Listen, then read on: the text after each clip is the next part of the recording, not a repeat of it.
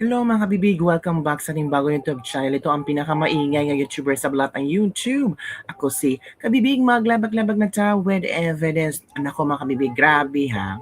Ito ay, I think anniversary ngayon ng PDP at nagkaroon sila ng konting salo-salo at misa. At alam niyo ba kabibig, isang pari ha, isang katolikong pari, may ibinulgar tungkol kay PRRD na magugulat ka talaga na sa daming mga negative comments kay PRRD na si PRRD ay anti-Christ, PRRD galit sa Katoliko, hindi yan nananalangin, ang Diyos galit kay PRRD at kung ano-ano pang mga negative comments kay PRRD. Nako, itong palang si PRRD, magugulat ka talaga kabibig, pumupunta pala ito sa chapel mag-isa, walang kamera, walang picture-picture. Di katulad ng iba dyan na ginagamit pa ang mga santo ninyo, ginagamit pa ang mga kabataan para pasimula sa kanilang political career. Naku kabibig, magugulat ka kung gaano pala ka relihiyoso itong si Pangulong Rodrigo Roa Duterte. Yes, inaamin natin na during sa kanyang mga interview, sa mga speech, sa mga pa-press con, talagang bulgaran siya nagsasabi na nagalit siya sa Panginoon. Bakit? Tayo in our life, hindi ba tayo nagalit sa ating Panginoon? We sometimes question God kung bakit ito nangyari sa buhay natin. Si PRRD, merong pinagdadaanan na wag na nating talk about that issue. It's already past. Pero shock ako kabibig. VP Sara umiiyak. And I'm sure hindi lang si VP Sara ang umiiyak ngayon, pati si Pangulong Rodrigo Roa Duterte tungkol sa pagpanaw ng kanyang bunsong kapatid. Napakasakit, no? Namatay ang bunsong kapatid mo na hindi mo siya nakausap for his last time on earth. Tapos ikaw malayo, nandun sa ICC, may kasong kinaharap. Masikit yung kabibig. Tayo mga OFW, di ba? Matataranta pa tayo kung ang ating pamilya ay nagkasakit. How much more na namatay na ang bunsong kapatid mo? Di ba? Sana mapagbigyan si PRRD na makauwi at makita ang kanyang bunsong kapatid na patay na. Bigyan ba siya ng panahon or time ng ICC? I don't know. Sabi bang iba, Bongbong Marcos, take note, kasalanan mo to. And I'm sure, yung kapatid ni Pangulong Duterte, may hinanakit yun sa mga Marcoses. I'm sure. O, ito muna kami biga, panoorin natin ang video na kung saan isinare ng isang pari kung ano ang ginagawa ni Pangulong Rodrigo Roa Duterte at masyasya ka talaga. Let's listen to this one. Unknown to many, in 2016, before filing of COC, President Duterte, he stopped with us. No media, no cameras. He went to the Adoration Chapel of San Agustin at Tabao, and he prayed silently, and he stayed with us bago siya dumiretso sa Comelec. And in fact, ang isa sa pinaka-encounter ko sa kanya, kasi po kami naghahanda ng mga pagkain for feeding sa mga homeless. Daily. So habang kami nagluluto at naghahanda ng mga pack meals for the lunch, he joined us at nakikain pa siya sa amin ng lumpia. So that was moments before he filed his COC, he stayed with us in San Agustin. At hindi lamang po yun, maraming beses pa siyang bumalik sa San Agustin Church. And he prayed, no camera, no PSG, and usually dalawang sasakyan lang yan kung pumasok sa San Agustin. And he went at the back, kasi Adoration Chapel namin, if you're familiar in Intramuros, sa likod ng San Agustin, sa may Starbucks or NCCA, nandun yung gate ng Adoration Chapel. He stayed there, and he prayed. Kaya sabi ko, kung binabatikos niya kami mga pare, ako alam ko kung ano nasa kanya. Kasi binabatikos niya kaming mga pare pero alam ko kung ano ang nasa loob niya. Galing yan sa isang pare ha. Galing yan sa isang pare. Inamin niya, binabatikos siya kami mga pare pero kilala ko siya. Alam ko kung ano ang nasa puso niya. At the end of the day, we do not know kung ano ang nasa puso ng bawat isa sa Correct. atin. It's only between our God and our heart. Yun lang po na ano natin. Walang sino man pwedeng manghusga sa atin. Tama. Walang sino man ang pwedeng manghusga. O tingnan nyo, na-shock kayo. Yung nasasabi niyan si Duterte anti-Kristo, yung Duterte bastos, yung si Duterte parang nilapastangan ang Panginoon. Hoy, ito isang pare oh. Oh. Inamin niya, oo, binabatikos kami ni Duterte pero hindi natin alam kung ano ang nasa puso ni Duterte. At sabi ng pare, at alam ko kung ano ang nasa puso ni Duterte. Kasi every now and then, hindi lang once na pupunta sa chapel si Duterte, many times. At walang kasamang security. Oh. Walang kasamang picture taking para pang pakitan tao, hindi. So, tunay na Pilipino, makatao, makadiyos. At nakita ko po sa kanya how he prayed. Kasi unlike sa iba, kapag nakaluhod may camera. Siya po, many times, he visited the San Agustin Adoration Chapel. Kaya nga kanina, while waiting for the Mass, I tried to browse sa mga picture. Sa dami-dami picture, hindi ko pa maano. Dahil kapag nakita ko, I will send it to Miss Penny. Kasi wala siya talagang kasamang cameraman. Talagang siya lang and some of his very close assistants. At mataintin siyang nagdarasal. Taintin. And he did that many times throughout his administration. And even during pandemic, he visited us pa. Ano to He visit during pandemic. Binibisita ni Pangulong Duterte ang chapel at doon siya oh my goodness, kinikilabutan ako kabibig. This is, hindi natin alam to ha. Pero tayo, yung iba grabe kung makabash kay Duterte.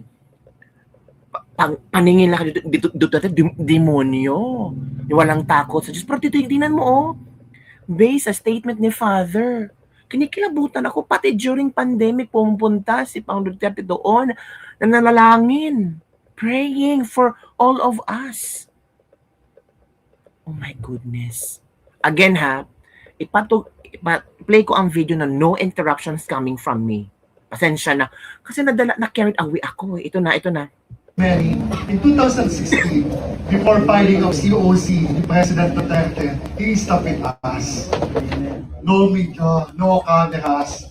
He went to the Adoration Chapel of San Agustin at the back, and he prayed silently, and he stayed with us bago siya dumiretso sa Comelec. And in fact, ang isa sa pinaka-encounter ko sa kanya, kasi po kami naghahanda ng mga pagkain for feeding sa mga homeless daily. So habang kami nagluluto at naghahanda ng mga pack meals for the lunch, he joined us at nagkain pa siya sa amin ng lumpia. So that was moments before he filed his COC, he stayed with us in San Agustin. At hindi lamang po yun, maraming beses pa siyang bumalik sa San Agustin Church. And he prayed, no camera, no PSG, and usually dalawang sasakyan lang yan kung pumasok sa San Agustin. And he went at the back, kasi ang Adoration Chapel namin, if you're familiar in Intramuros, sa likod ng San Agustin, sa may Starbucks or NCCA, nandun yung gate ng Adoration Chapel. He stayed there, and he prayed. Kaya sabi ko, kung binabatikos niya kami mga pare, ako alam ko kung ano nasa kanya. Kasi at the end of the day, we do not know kung ano ang nasa puso ng bawat isa sa atin. It's only between our God and our heart. Yun lang po na ano natin. Walang sino man pwedeng manghusga sa atin. At nakita ko po sa kanya how he prayed. Kasi unlike sa iba, kapag nakaluhod may camera.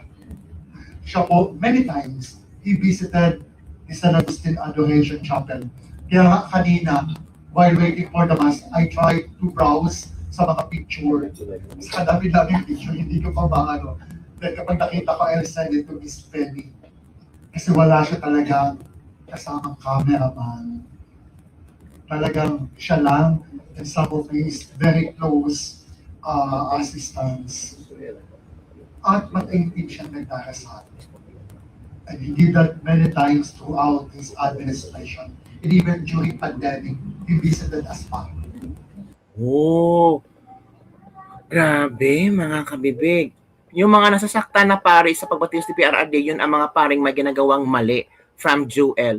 At least, Father, nagsalita ka now about former president that he is not pretending na mabait. Kaya nga hindi ka pwedeng maghusga, ang Panginoon lang talaga ang pwede. Kahit dito sa Davao, sikretong bumibisita sa Tatadigong sa Blessed Sacrament dito sa San Pedro Cathedral. Walang kamera, siya lang talaga.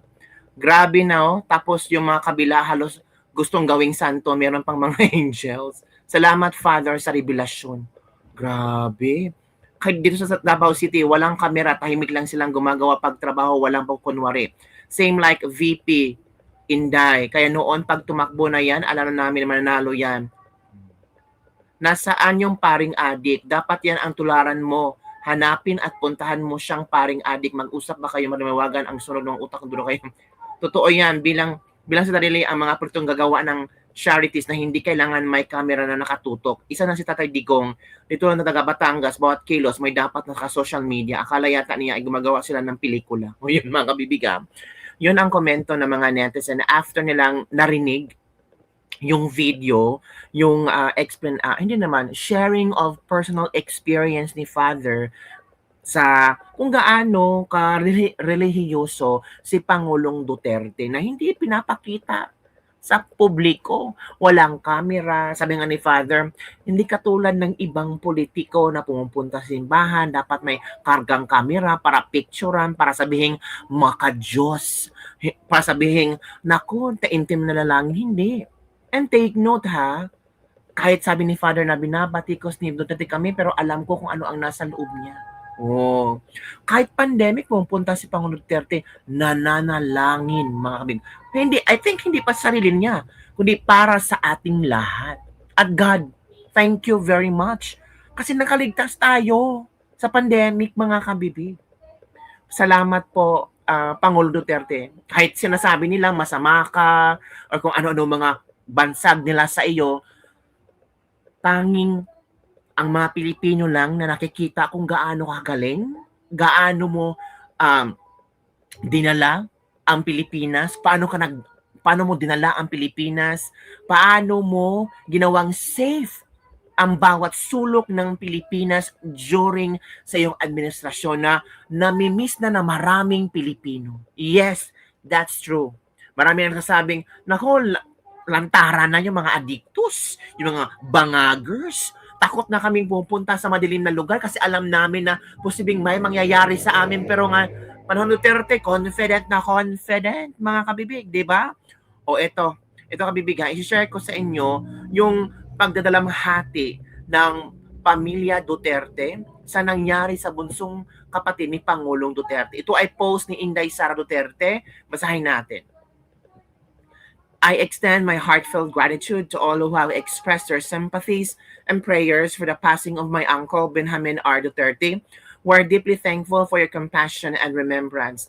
Tio Bong was one of the strength beneath our wings during the 2025 national and local campaign planning and operations. His quiet leadership will be deeply missed as we look ahead to the 2028 elections. We take comfort in our faith, knowing that we now have a campaign manager in heaven, securing the success of the Filipino people. Palakpakan dyan. Before his passing, he expressed his wish that the wake and the burial be limited to the family and selected friends. O yun pala. May God grant eternal rest to his soul. Nako, parang nagpapahiwatig ang mga statement na ito na lalaban na si VP Sara. Lalaban na at titindig na ang pamilyang Duterte. Kasi tinan nyo his quiet leadership will be deeply missed as we look ahead to the 2028 elections. Yun na kabibig. Ito yung mga pictures nila Yan. Si Kuya Bong nila, Tito Bong nila. Yan mga kabibig Nandiyan pa si Pangulong Duterte. May nakakaiyak. Ano kaya ang feelings ni Pangulong Duterte ngayon, nung malaman niya kung ano ang nangyari sa kapatid niya. Oh my goodness, ang sakit kabibig. I cannot imagine the pain that Pangulong Duterte is feeling right now, knowing that his brother passed away. Eh, baka, I don't know. I cannot explain, Kabibe. Sana, merong makapagbigay sa atin ng update. Baka may pamilya ni Pang Duterte, si VP Sara ba, or si Pulong Sebaste, or kung sino man, ang nagko-comfort ngayon kay Pang Duterte, tatanungin kung okay lang ba siya, basta mga ganun kabibig ba? Well, masasaktan talaga sila. Kasi kapatid mo yan eh. 'Di ba? So ikaw kabibig, ano ang iyong opinion to mga kabibig? Grabe no? Sabi nga ni sabi niya ni Miss Crisette Laureta Chu, sabi ni Crisette, my heart breaks at the thought of BRRD grieving alone for his baby brother, or how he was comforted or who comforted him when he was told. A man of great empathy who made sure to grieve with others, families of soldiers, victims of crimes of natural tragedies, and cannot grieve properly at the grave of his younger brother. Padami ng padami ang kasalanan mo, BBM. You will reap what you sow. Di ba? Ang sakit, no? Yun na kabibig. Yun ang ating latest news ngayon. Ano ang inyong reaction hinggil dito? Una, yung pare na nagbulgar, mga revelasyon ng pare na hindi natin alam na, uy, ginagawa pa natin pang Duterte ha. Grabe yung dedication niya, yung pagiging relihiyoso niya, yung grabe yung napaka-prayerful ni Pangulong Duterte na walang camera. Yun ang hindi fake. Yun ang totoong panalangin na didinggi ng Panginoon natin. Yung iba kasi mga fake. Yung iba kasi with camera. 'Di ba? Nakakahiya, nakakasuka yung mga politikong ganyan. At ano kaya ang emosyon ngayon ni Pangulong Duterte knowing his younger brother passed away. Panalangin natin si Pangulong Duterte ha. Oo. Yun lang kabibig ang ating latest libag-libag for today. Don't forget to like, subscribe, and share this video. Bye everyone. See you next time. Bye!